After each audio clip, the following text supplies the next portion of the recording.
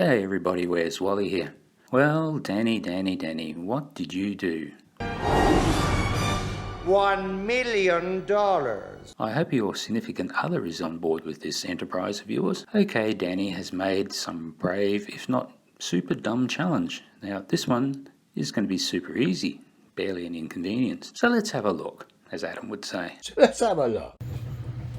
Okay, here's my $1 million challenge to any globe priest out there. You continually claim that autopilot programs in airplanes make minute adjustments for curvature and for Coriolis effect in flight. So why fly a plane when you have an autopilot that can fly it for you?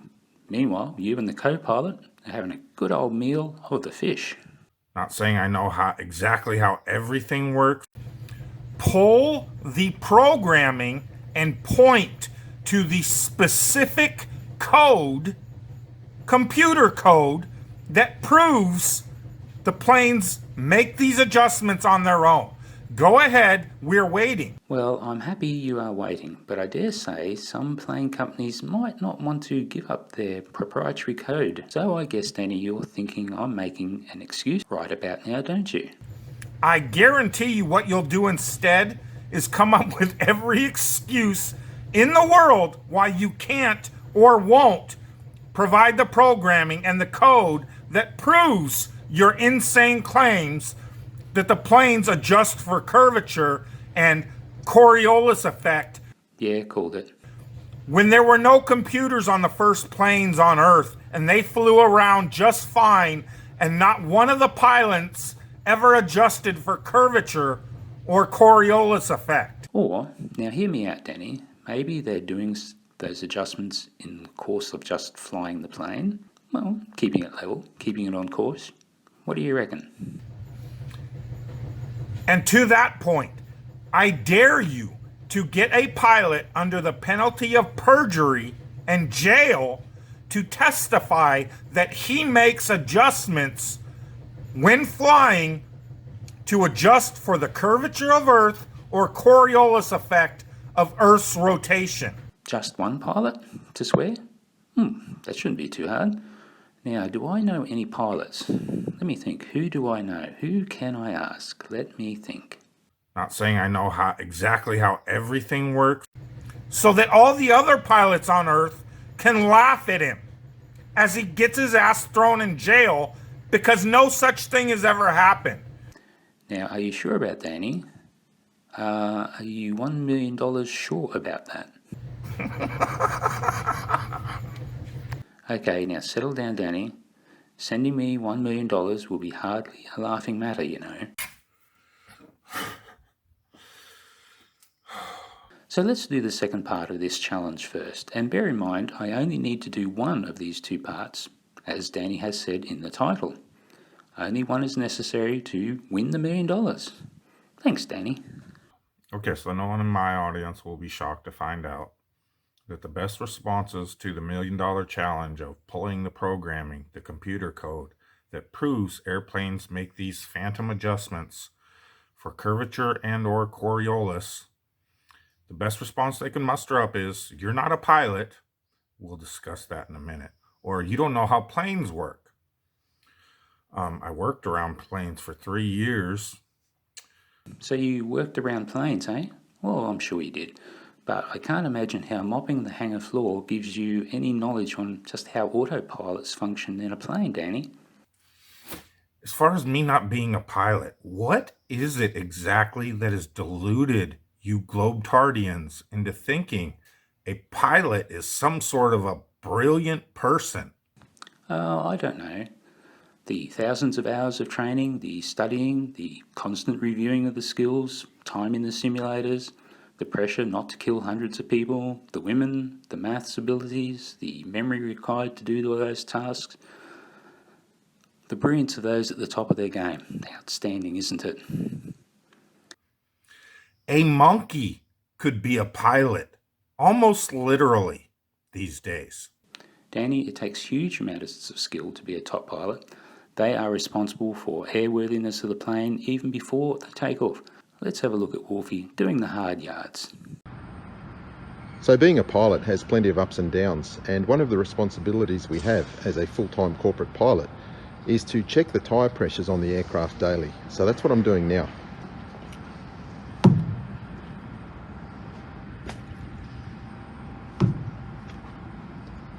Now, being a true professional, I check all the tyres.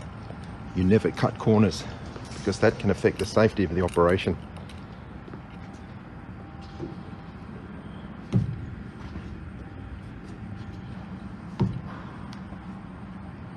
And let's not forget the nose wheel.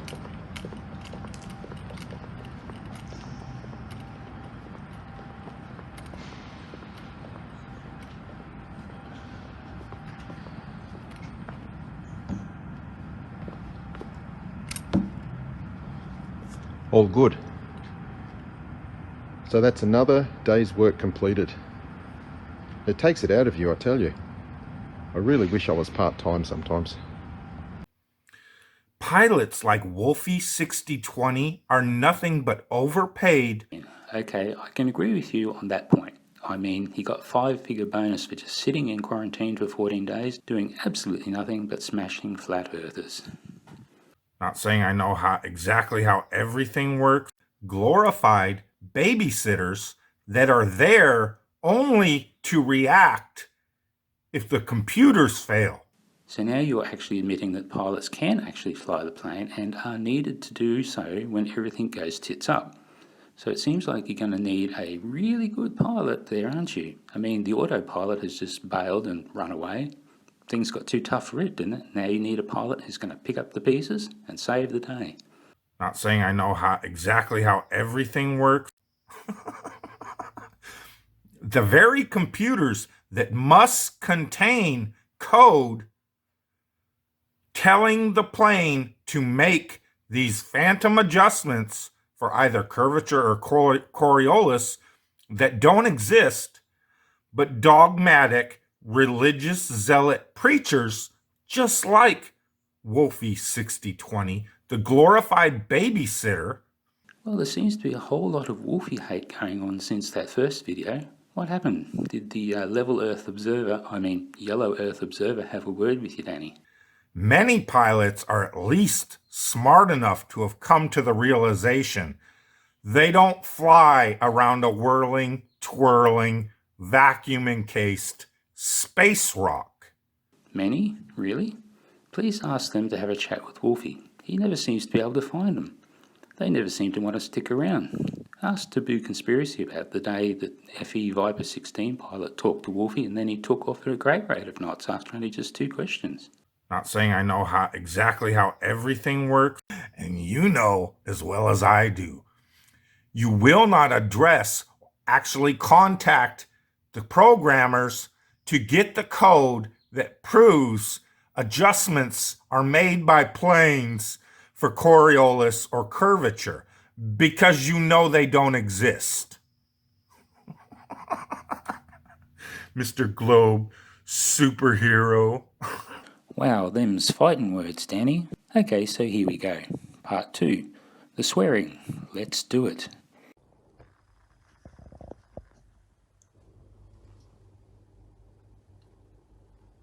I, Rob, known on YouTube as Wolfie6020, swear by Almighty God that the evidence I shall give will be the truth, the whole truth, and nothing but the truth. So help me God. With my hand now on the Bible, in recognition of NASA and all good and decent men on this earth, I swear that my aircraft, when on autopilot, is constantly making adjustments to maintain a desired pressure level, and by doing so, it is accurately following the curvature of the Earth at the rate of 1 degree of curve per 60 nautical miles. I further swear that during flight, the aircraft is also constantly making lateral corrections to maintain a precise ground track. These lateral corrections adjust for wind, aircraft aerodynamic imbalances, and the Coriolis effect. So help me God. Okay, that was very well done. It's like he's done this swearing thing 1,000 times before. Oh yes, mate, that's right. You're an ex-copper, ex-air crash investigator, etc., etc. You literally have done this 1,000 times before. Any other pilots care to swear to scare Danny with no hair? Do it just like Wolfie did. Leave the link and we'll pin it for Danny to see. Not saying I know exactly how everything works. Okay, well, we've already completed the challenge by having a pilot swear to the facts of adjustments are made for curvature and Coriolis during flight, and that was all they needed to do for $1 million. Not saying I know exactly how everything works. But what about that code thing Danny has been banging on about? Actually contact the programmers to get the code that proves adjustments are made by planes. Well, my subs, they know me well enough by now to know that Wally's up to something here. Too right. I decided just to Google it, and guess what, Danny? I found it. And here is the code that works to compensate for curvature and Coriolis in a plane. Okay, fair enough. As of the 11th of July, I don't actually have the code. I might get something that does it, but as I said before, it might be hard to get, as those control loops don't actually need to calculate for Coriolis or adjust for curvature. That's by the by. I mean, as a programmer, I know that written code is not really going to prove much, and Danny would not understand it, and he'll simply shift the goalpost and say, show it working, while he laughs like an idiot. Okay, this is what I can do. Danny, jets like Wolfies, they have a debug mode on the display that shows the data, the autopilot, and using to adjust the control surfaces to achieve one thing: to follow the track laterally and to follow the altitude vertically. That's all it needs to do. Now, if you were able to do any globe maths at all, you would realize that to fly around the globe means following a great circle line, or a track that is the shortest path between 2 points. And it's safe to say that the code in the autopilot computers likely won't be mentioning Coriolis or curvature anyway, because it's just doing two things: maintaining the desired altitude vertically and maintaining the desired track laterally or horizontally. Not saying I know exactly how everything works. If there is any difference from the desired to the actual position, then the autopilot simply makes the adjustment to make the actual equal the desired. It's really basic control loop stuff, Danny. A plane like this, it's flying like it's between two rails vertically and two rails horizontally. It won't stray far. Okay, now for the money shot, as they say in the banking industry. I said banking industry. This is actual footage, by the way. Sorry about that, Danny. I feel your guts are squirming right about now, so you better sit down. You might faint when you understand what is about to be shown to you and the whole world. So here is the flight test data screen from WolfJet 1. First, the two values in the yellow circle are the positions of the two control surfaces. One does up and down, and one does left and right stuff. The two values in the red circle are what the plane is currently doing, the pitch and the roll, and that is measured by various sensors. Not saying I know exactly how everything works. Up in the top left, you'll see the current altitude that is measured. Now, if we watch, we see the two control surfaces adjusting under the control of the autopilot. Now, Wolfie has had the fish about an hour ago, so he's off napping. I hope he's napping right about now. The ailerons adjust the roll, and that will turn the plane slightly left or right. The elevators on the tailplane, they control the pitch or the nose up and down. So roll VT and let's have a look. Oh, look, the elevator decreased the angle slightly and the nose of the plane dipped slightly. Watch the altitude on the far left go from 44,940 and it starts creeping up to 44,950 and the elevators decrease from 1.2 to 1.1. Altitude goes back to 49,440 and the elevators return to 1.2 again. I wonder why they did that. Wind shear and earth curve are the two correct answers here, Danny. Similarly, if you watch the ailerons, you'll see them rolling the plane ever so lightly, and a roll makes the plane fly ever so slightly, not straight. So I wonder why it's doing that regularly too, Danny. Any ideas? Well, crosswind and Coriolis are the two answers here, BT dubs. So there you have it, Danny. Challenge met in every way. Pilot swears, autopilot showing functioning and working correctly, autopilot shown actually making those corrections that you falsely claim do not happen. And I showed you the code that does it too. Finally, while Danny goes off and tells his wife and kids he might have to sell the house to #PayWally, $1 million.